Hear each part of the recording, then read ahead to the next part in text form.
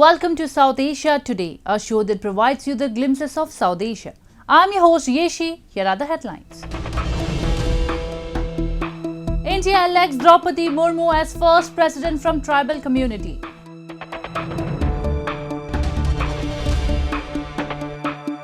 Afghanistan facing economic crisis and chaos.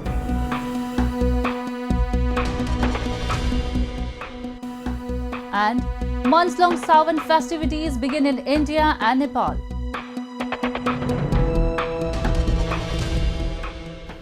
Let's begin the show with India, where Draupadi Murmu has been elected as the country's 15th president.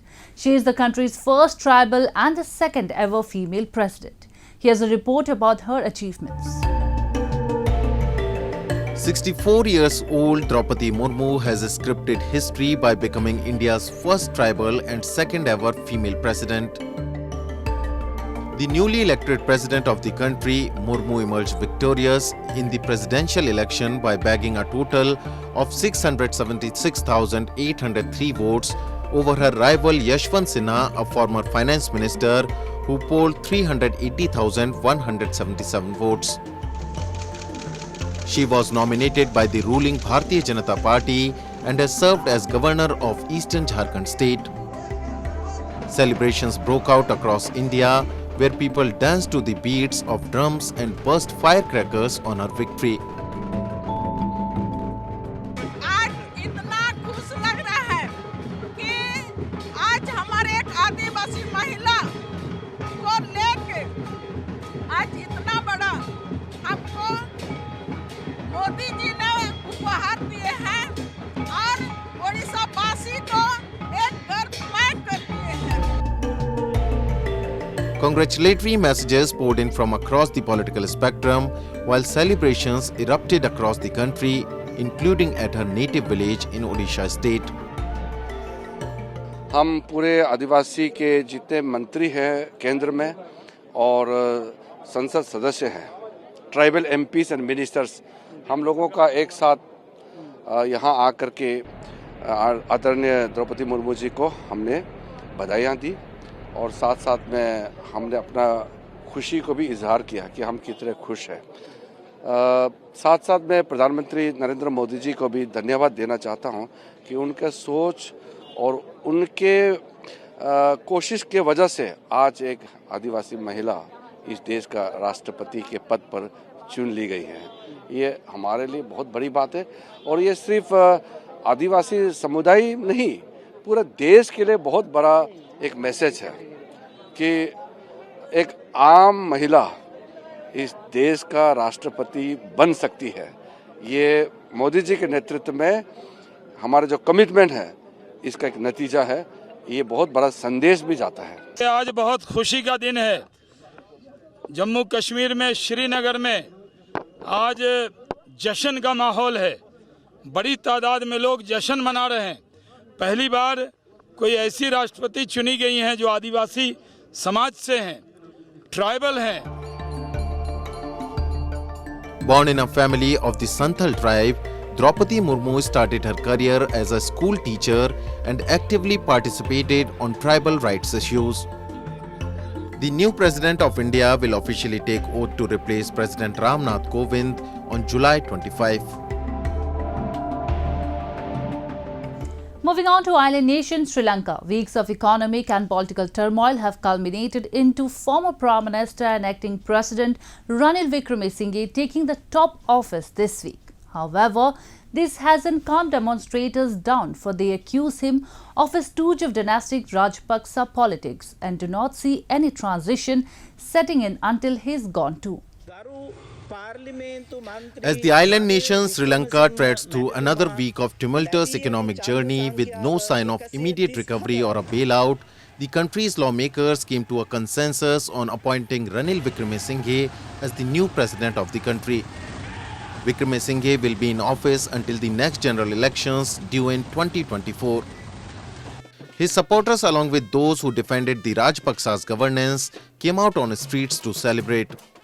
Some said that he was the kind of leader that country needed in order to unite itself amidst a rapidly worsening situation.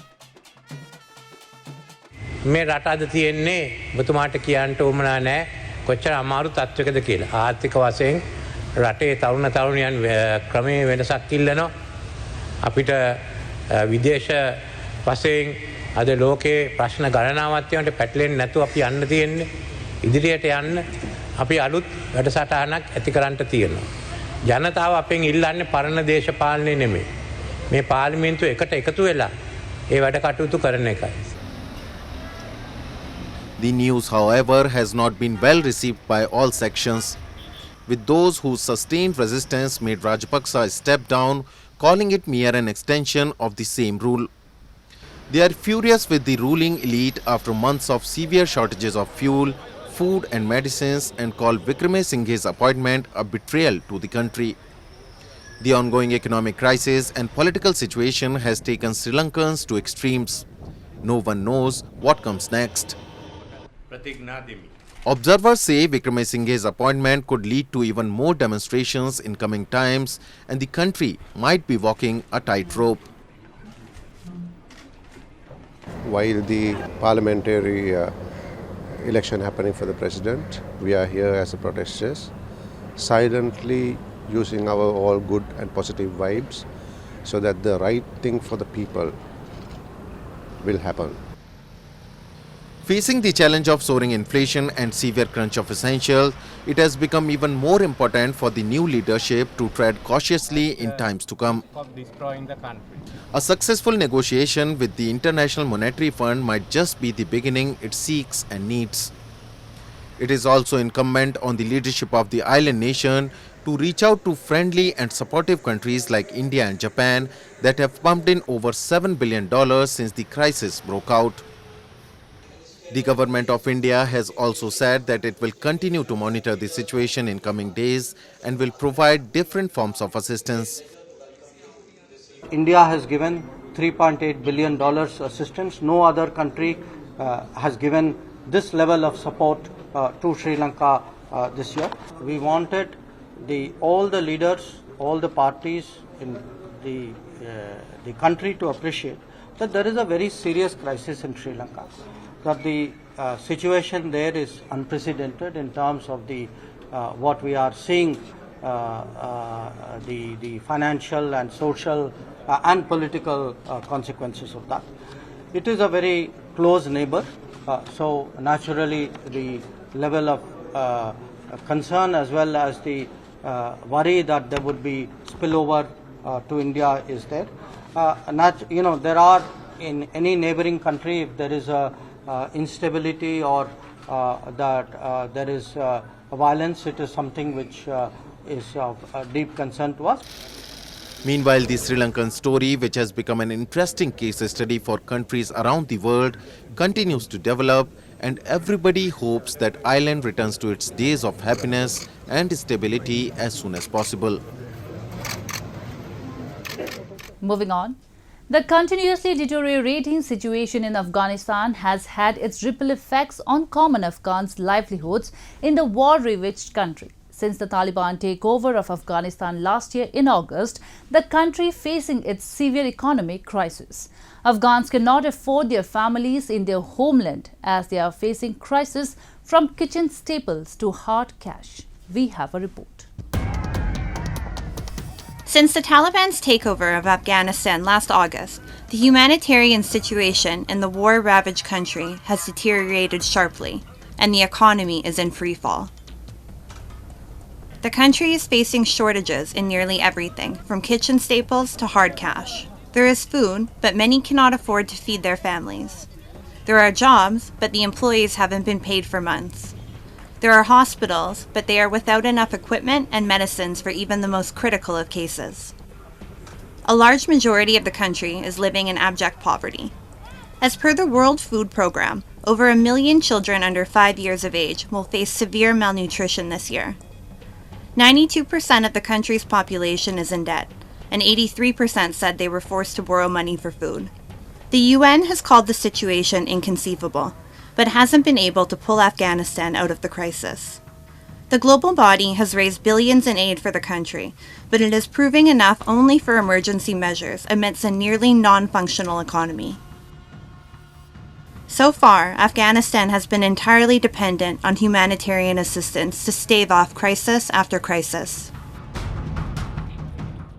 This time I think they're somewhat better, but then the task itself is so huge, where your entire infrastructure is destroyed, where your economic base is close to zero.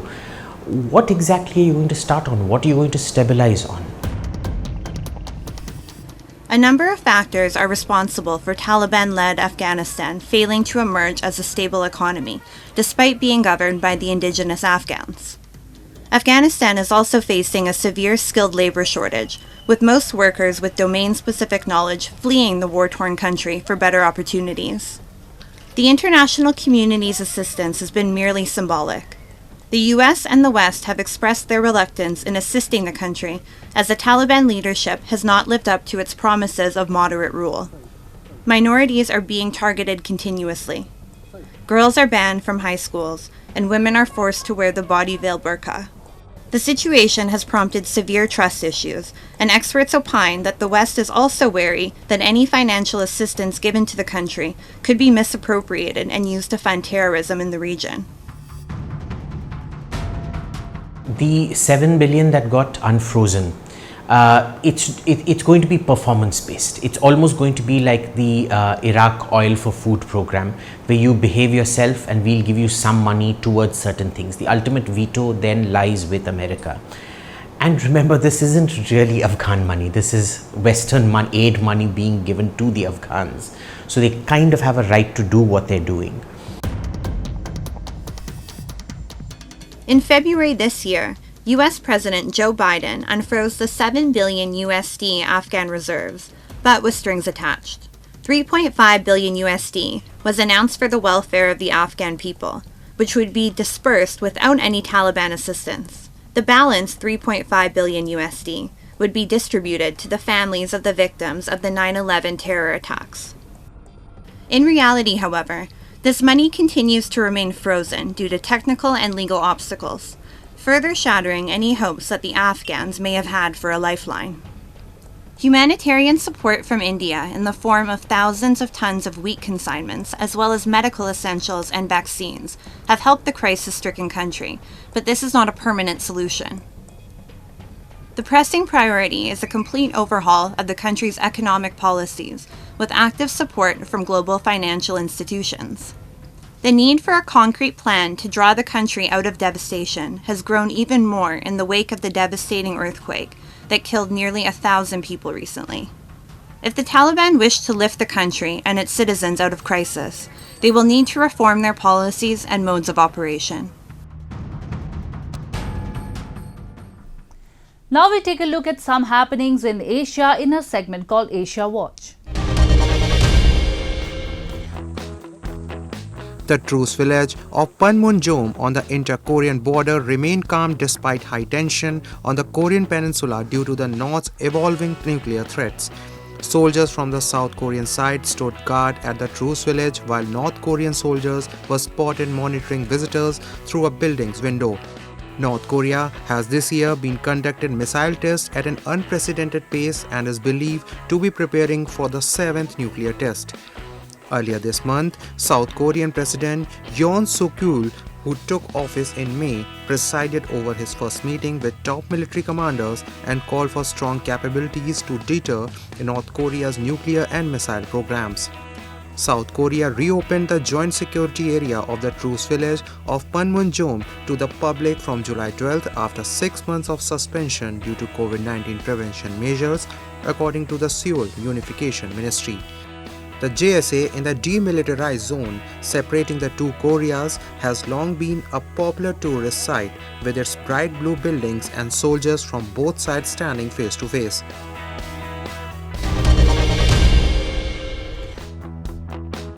China's domestic air traffic is recovering in summer, with a daily flight surpassing 10,000 thanks to eased COVID-19 restrictions and measures to support an epidemic-hit industry. As the travel demand surges, airlines plans to open more routes or add more planes to service. Sherman Airlines plans to add 70 new domestic routes and optimize another 31 air travel routes. The company also plans to put 9,600 more flights into service. Hainan Airlines plans to add routes or flights to host destinations for business travel and tourism. The scheduled flights in summer surges 52% from the previous year, almost meeting the pre-epidemic level. China's Southern Airlines plans to add more than 11,000 flights to Xinjiang and the southwest, northwest, and east parts of the country. The airlines also plans to open more routes and put wide-body aircraft into service. The daily flight is expected to exceed 100 during the peak time, according to the China Southern Airlines.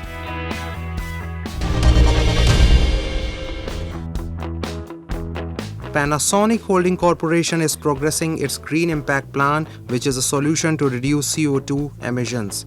In July, Panasonic SD Group CEO Yuki Kusumi articulated the action plan for 2024 with a target of net zero CO2 emissions to be achieved till 2030. This goal is guaranteed by the spreading of Panasonic products.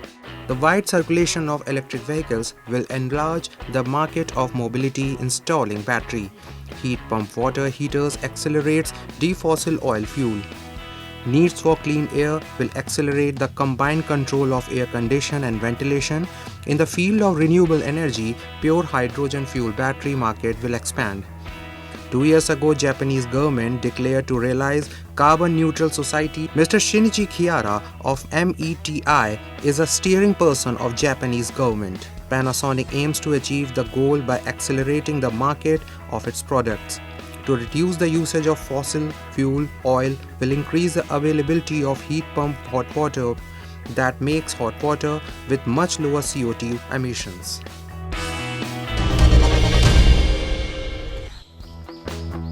Kyoto Arashiyama is a famous sightseeing spot in Japan. The small path of bamboo forest is Japanese traditional landscape. This is Katsura River that flows into Arashiyama. Water produced by nature is both clean and delicious. Moreover, the tofu bean curd made from this water is a specialty. Yoshia, which is a souvenir shop and restaurant, is producing soft cream using a specialty product tofu with the support of soft cream makers Nisei. Visitors enjoy the beautiful scenery of Kyoto and eating their specialty soft cream of tofu and matcha. It's time for our culture section. The pious month of Sawan has already begun, marking the onset of monsoon. It is a month where Hindu devotees embrace the celebration of Lord Shiva, the Hindu god of destruction. On every Monday during this month, people observe a fast in a bid to please Lord Shiva and goddess Parvati for a healthy and prosperous life. The devotees take holy dip and worship Shivling with water, milk, honey and other ingredients for peace and happiness. During the auspicious month of Sawan or commencement of monsoon, the Hindu devotees visit the temples to worship and pay obeisance to Lord Shiva. They keep a fast on every Monday and it is called Sawan Ka Somvar. Tracing its etymology, Somvar or Monday is derived from the Sanskrit word Soma, means Chandra, the Hindu deity moon. Lord Shiva is depicted wearing a crescent moon on top of his hair and is also addressed as Someshwara. सबका कुशल मंगल रखे। बहुत ज्यादा भीड़ है, बहुत ही ज्यादा भीड़ है आज। हाँ, हमने रात को जो है 2 बजे आया दर्शन के लिए। सावन का पहला सोमवार है आज। भस्म आरती के दर्शन करके बहुत अच्छा लगा। बहुत ही अच्छा और बहुत ही यूनिक उत्सव था हमारे लिए और हमें भस्म आरती अटेंड करके बहुत अच्छा लगा। According to the history that goes behind this month, people observe this fast in a bid to please Lord Shiva and goddess Parvati for a healthy and prosperous life. It is also believed for the unmarried women that keeping a fast for the consecutive 16 Mondays after Sawan begins will eventually bestow them with an ideal life partner and a happy married life ahead. It is during Sawan that the famous Kawad Yatra takes place in most parts of India. Lakhs of devotees clad in orange walk to Haridwar, Gangotri, Rishikesh and earthen pots on their shoulders. बहुत बढ़िया मानते हैं, भोले बाबा की महिमा है, भोले बाबा का ही सब कुछ है और बाबा सबको बुलाता है, सबको साक्षात दर्शन दे, सबकी मनोकामना पूर्ण करे। यही भोले बाबा से सबके लिए सबका आशीर्वाद है, सबका प्यार है। हर हर महादेव, हर हर Mahadev. In Nepal too, the month of Sawan is celebrated with great devotion. A number of devotees visited the holy Pashupatinath temple in Kathmandu. They took a holy dip in the Bagmati river on the hillside of Sundari Jal, collected sacred water, performed rituals and then set off barefoot for the Pashupatinath temple. यहाँ आके नहान धोन करके यहाँ से यहाँ का बोला पशुपति जाके जल अर्पण करके अपना जौन बा आत्मा के संतुष्टि ये सब मगर उ इति होला कहके। A large participation of people during such festivals reflect their understanding of preserving their culture, traditions and rituals. It's time for me to wrap up today's episode. We will be back next week at the same time. This is Yishi signing off on behalf of the entire production team of South Asia Today. Goodbye and take care.